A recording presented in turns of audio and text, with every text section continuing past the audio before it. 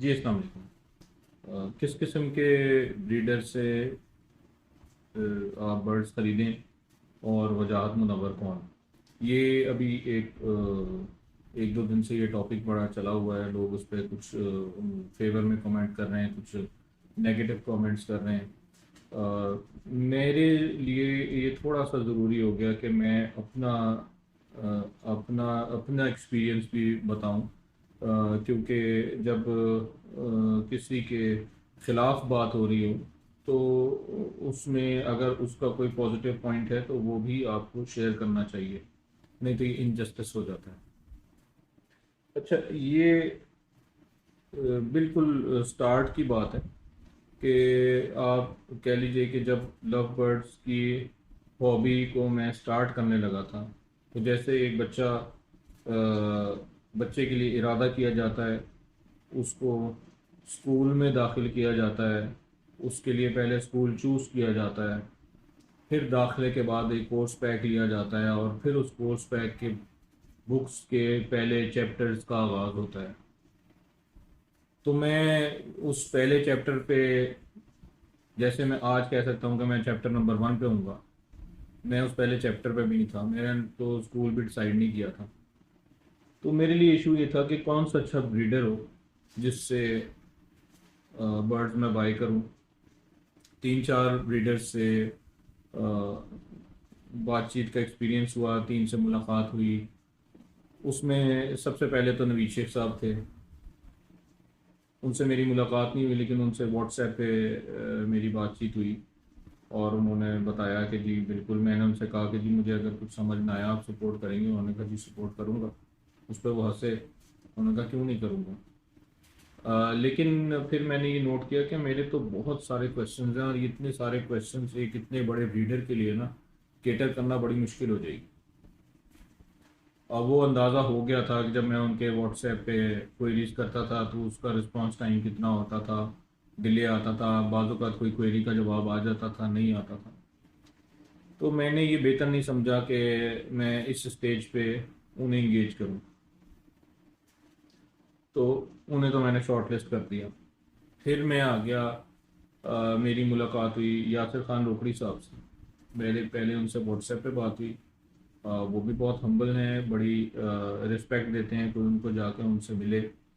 और मैं फिर तकरीबन एक माह के अंदर अंदर जिस जिस महीने में मैं उनसे बात कर रहा था, मैं उनसे जाके मिला। ही वॉज़ वेरी काइंड कि मुझे मेरे इल्म में बिल्कुल नहीं था उनको बुखार था, और उस बुखार के दौरान ही वो आए और आके मुझसे मिले। उन्होंने मुझे बिठाया, चाय पानी पूछी, आके मुझसे मिले। उसके बाद उनके कुछ करीबी हल्के के कुछ दोस्त अहबाब वो भी आ गए। तो कुछ मुझे फील हुआ कि डिस्टर्बेंस हुई, लेकिन एज़ यूजुअल उनका माइंडसेट और था। उन्होंने स्ट्रेट अवे मुझे कहा कि जी आप कम से कम 10 लाख की इन्वेस्टमेंट करें। मैं तो छोटे छोटे चंक्स से स्टार्ट ले रहा हूँ, अभी भी इतनी बड़ी तो इन्वेस्टमेंट मैं नहीं कर रहा, क्योंकि मैं एकदम ब्लाइंडली नहीं कूदना चाहता। तो मैं एक एक स्टेज को देख के एवेल्युएट करके स्टेप बाय स्टेप मैं आगे चल रहा हूँ। अच्छा, उसके बाद मैं एक वीडियो देख रहा था, तो उसमें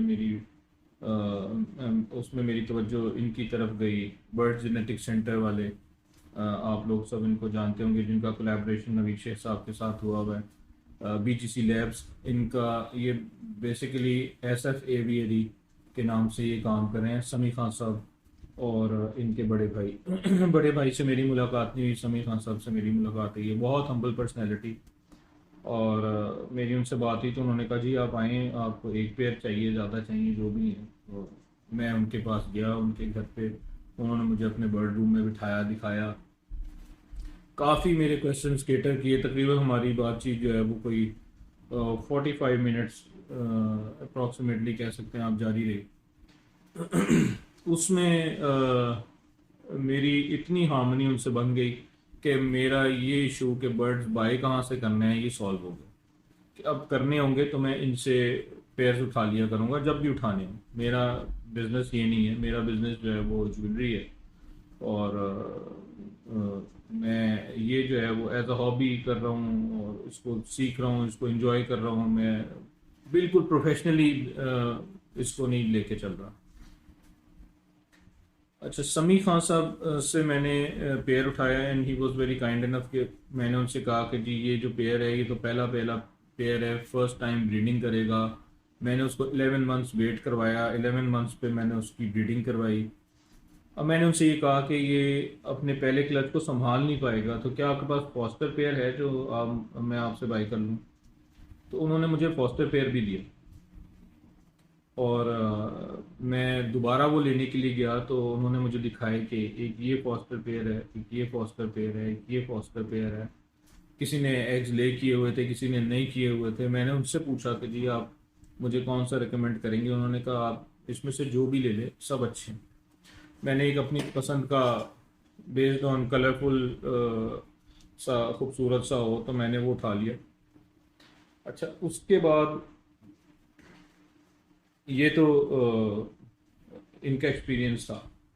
चौथा एक्सपीरियंस मेरा हुआ वजाहत मुनव्वर साहब से मिलने का, और उसकी रीज़न ये बनी कि मैं जो भी बर्ड्स उठा रहा था, मैं समी भाई से उठा रहा था। और वो उन दिनों में कुछ मसरूफ़ थे और रब्ता उनसे नहीं हो पा रहा था। मैं उनको मैसेजेस भी कर रहा था तो बड़ा डिले आ रहा था। बाज़ औक़ात 3-3 4-4 दिन बाद, बाज़ औक़ात 1 वीक बाद रिप्लाई हो रहा था। तो मैंने मुनासिब नहीं समझा कि मैं उन्हें डिस्टर्ब करूं। लेटर ऑन उन्होंने खुद ही मुझे बताया कि मैं इस्लामाबाद गया हुआ था, मैं ऐसे ऐसे रीजंस थे, कुछ उनकी मसरूफियत चल रही थी उन दिनों में।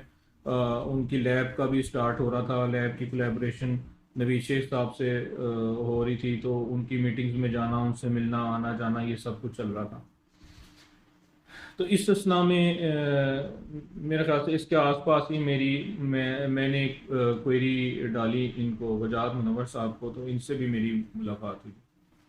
तो बहुत हम्बल पर्सनैलिटी मुझे लगी। एक दो दफ़ा मैंने इनसे पहले भी क्वेरी ली थी, उनका बड़ा लेट रिप्लाई आया था और उन्होंने उसमें माजरत भी की कि आई एम वेरी सॉरी, मैं आपसे रब्ता नहीं कर सका, आपका रिप्लाई नहीं कर सका। और मैंने उनसे कुछ बर्ड्स के पेयर पूछे थे तो उन्होंने मुझे मंथ्स बताए थे कि इन मंथ्स में मैं आपके लिए कोई पेयर अरेंज कर दूंगा। मैंने उनसे बजट पूछा था कि इस बजट के अंदर जो है वो आप मुझे अरेंज कर देंगे, तो उन्होंने कहा इन मंथ्स के अंदर कर दूंगा, अभी फिल फॉर मैं नहीं कर सकता।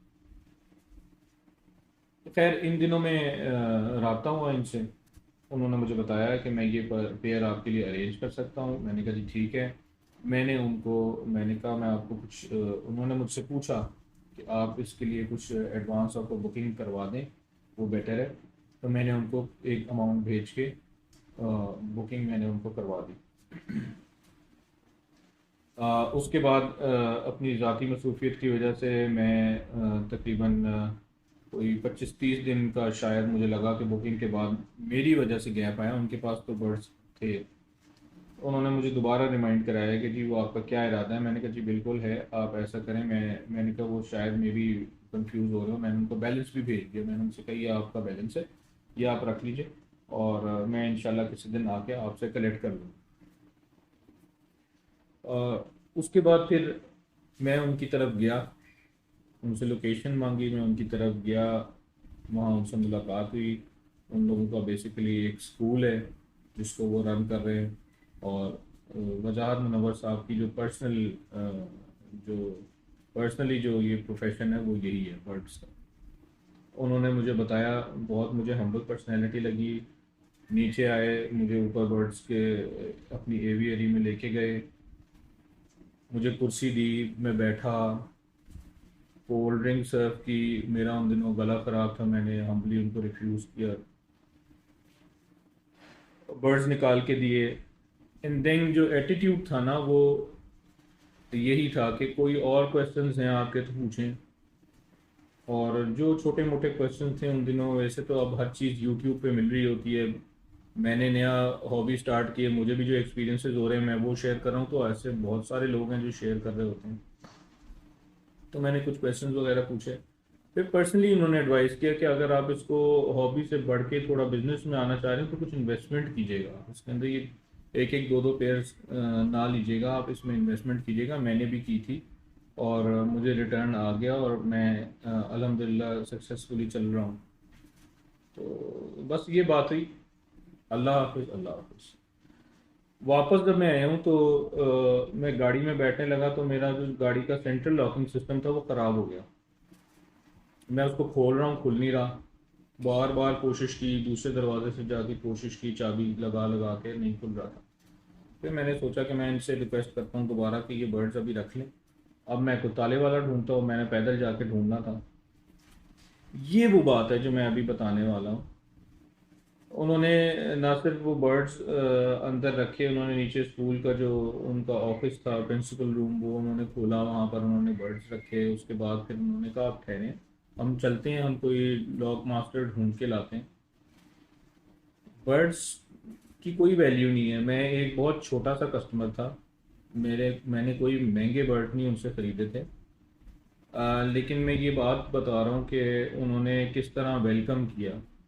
और उन्होंने मुझे अपनी गाड़ी में बिठाया, गाड़ी निकाली, उतर के दोबारा दरवाज़ा लॉक किया, फिर लॉक मास्टर ढूंढने के लिए गए, इधर उधर ढूंढे, वहाँ फिर किसी लॉक मास्टर के पास जो कि मौजूद नहीं था, उधर से अपने मोबाइल से उसको कॉल की और कॉल करके उसको अपने एड्रेस पे बुलवाया। फिर जब तक वो नहीं आया, उन्होंने प्रिंसिपल रूम मुझे खोल के दिया स्कूल का। मैं वहाँ पे बैठा, मुझे पानी ला के सर्व किया। उसके बाद वो लॉक मास्टर आया, फिर मैंने उससे ताला खुलवाया। वो उसके हिस्से के पैसे थे जो उसको देने होंगे, उससे बगैर बार्गेनिंग किए जितने उसने मांगे मैंने उसको दे दिए। तो ये चीज़ मुझे बड़ी अच्छी लगी। उनका काम नहीं था, वो कहते ठीक है आप बर्ड्स रखवा दें, तो आप जब आएंगे तो मैं दे दूँगा। लेकिन किसी के लिए एक्स्ट्रा काम करना, मैंने तो ये चीज़ देखी। अब जो दूसरे साहब हैं वो जो कह रहे हैं अल्लाह उनकी परेशानी हल करे, और उन्होंने ये बताया कि जी, उन्होंने ये कह दिया, मैं वजाहत मुनव्वर साहब ने अगर गालियाँ वालियाँ दी हैं, मैं बिल्कुल उसके हक़ में नहीं हूँ। इंसान के ऊपर शैतान हावी हो जाता है। हो सकता है ऐसा हुआ हो, ठीक हुआ हो, मुझे तो नहीं लगा कि वो देते हैं, लेकिन अगर उन्होंने दिए गलत किया। लेकिन इस किसी के गुस्से की बेस पे उसको जज नहीं करना चाहिए। उसको जज करना चाहिए उसकी नॉर्मल रूटीन बिहेवियर को देखते हुए। गुस्सा कभी भी किसी को भी आ जाता है और वो टेम्परेरी होता है, वो चला जाता है। गुस्सा रूटीन का पार्ट नहीं होता। गुस्सा कुछ ऐसे बीच में जो इवेंट्स बन जाते हैं, उनकी उनकी रीजंस में गुस्सा आ जाता है।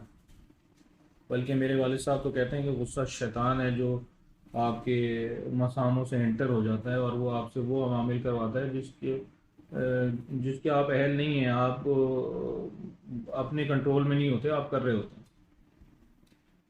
तो मैंने जो इतनी डिटेल में ये स्टोरी बताई है, ये मेरी राय है कि वो ऐसे नहीं है। लेकिन ये जो वाक़या है ये बिल्कुल हकीकत पर मबनी है, और ये बताना मेरा फ़र्ज़ था कि मैं उनका एक अखलाकी पहलू भी आप लोगों के सामने लाऊं।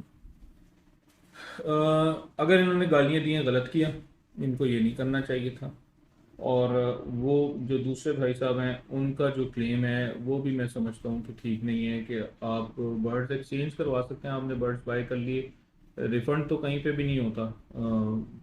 बर्ड्स में तो ऐसा कुछ नहीं होता।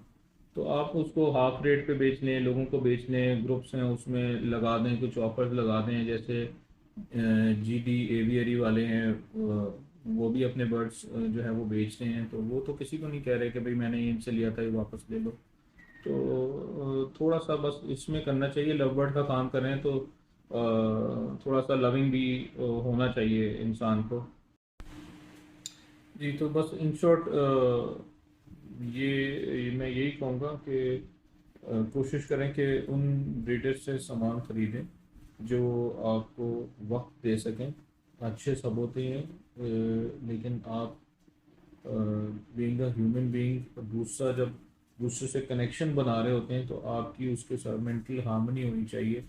तो आपकी जिससे हार्मनी बने, जो आपको वक्त दे सके, आप उससे सामान खरीदें। अब वजाहत साहब के बारे में ये स्टोरी क्योंकि एक अच्छा फेल मेरे साथ पेश आया था, तो वो बताना मेरे लिए फ़र्ज़ था और ये उनका हक़ था कि मैं शेयर करूं। और किसी को गलत बात पे किसी को किसी गुस्से पे उसके गुस्से से जज ना करें। अल्लाह पाक उनके लिए भी आसानी करे। मेरे ख्याल से रज़ा खान साहब उनका नाम है, और उनकी मुश्किलात भी हल करे। लेकिन जब मुश्किल पड़ती है तो किसी अल्लाह की तरफ देखें, और रादर दिन के किसी को आप डिफेम करें। आपको लगा कि उनका रवैया गलत था, कुछ हद तक उनका रवैया नो डाउट गलत था, लेकिन आप हेल्प किसी गलत कॉन्टेक्स्ट में उनसे मांग रहे थे। आपके लिए ओपन है पूरी मार्केट, आप ग्रुप्स पे लगाएं, जैसे जीडी एवियरी वाले गुलाम दस्तगीर साहब अपनी बर्ड्स बेच रहे हैं। उनके पैटर्न को आप फॉलो करें, आप का इंशाल्लाह बिक जाएगा। जिस ट्रांजिशन पीरियड में अल्लाह पाक इसको आपके लिए आसान बनाएगा। Thank you very much. पंचीगर से अरसलान, अल्लाह हाफिज़।